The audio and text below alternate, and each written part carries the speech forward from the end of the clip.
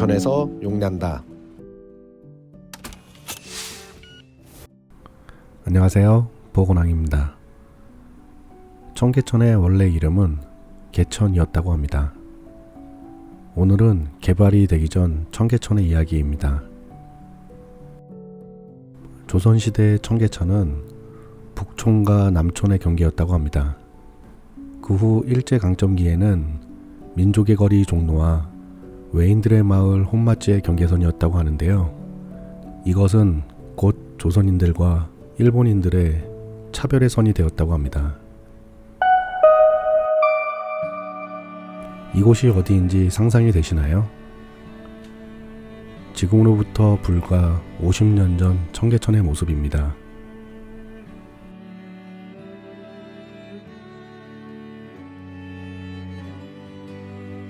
청계천은 1950년대 중반 식민지와 전쟁을 겪은 나라에 가난하고 불결한 상황을 보여주는 대표적인 슬럼 지역이었습니다.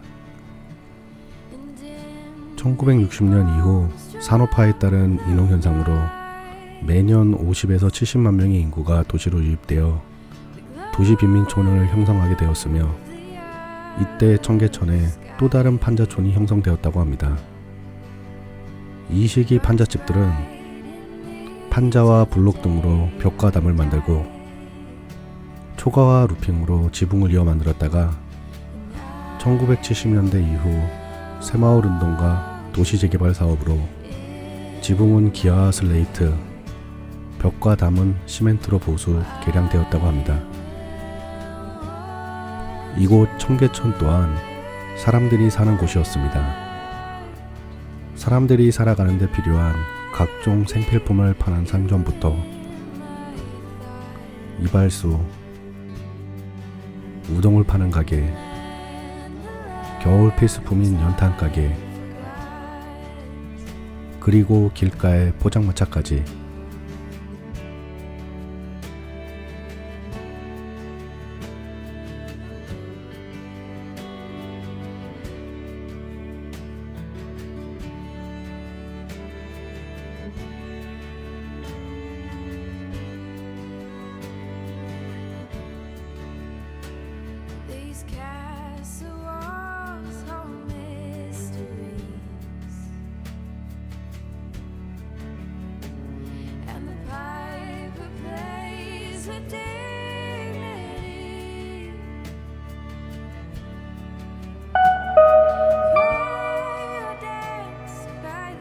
이 당시에는 성인뿐만 아니라 아이들 역시 일을 하고 아이들이 더 어린 아이들을 돌보았던 시기였습니다.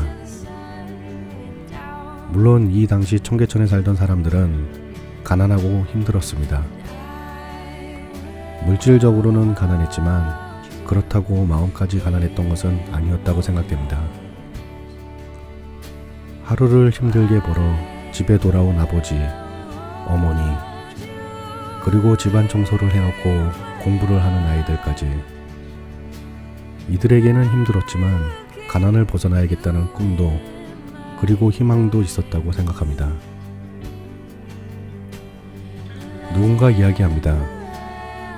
엄청나게 많은 돈이 있지만 웃음이 없는 가족과 돈은 없지만 웃음이 있는 가족이 있다고 한다면 과연 어느 쪽이 행복한 가족일까요? 그럼 그 당시 청계천의 모습을 잠시 보겠습니다.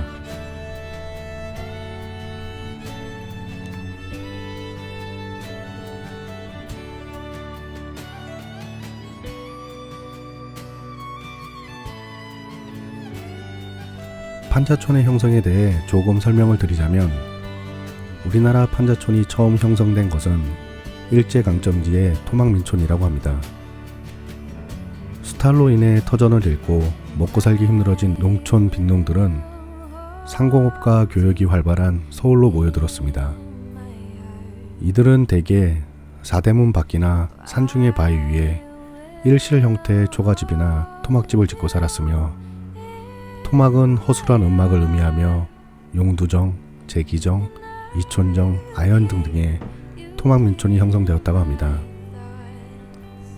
그러다가 광복을 맞아 귀국하게 된 동포들과 남한으로 이주한 월남민들은 심각한 주택난과 경제난으로 임시 거처인 판잣집을 지어 모여 살게 되었는데요. 6.25 전쟁을 거치면서 폭발적으로 증가했다고 합니다. 그럼 재밌게 봐주시고 좋아요, 구독 많이 부탁드리겠습니다. 감사합니다.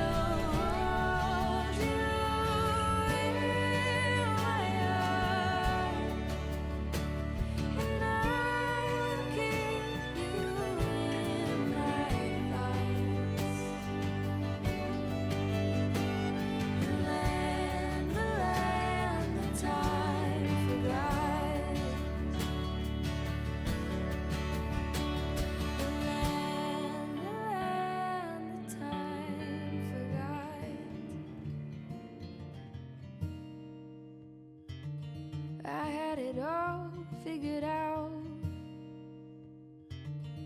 knew which road I would go down, thought I could do it all on my own, but then you came around.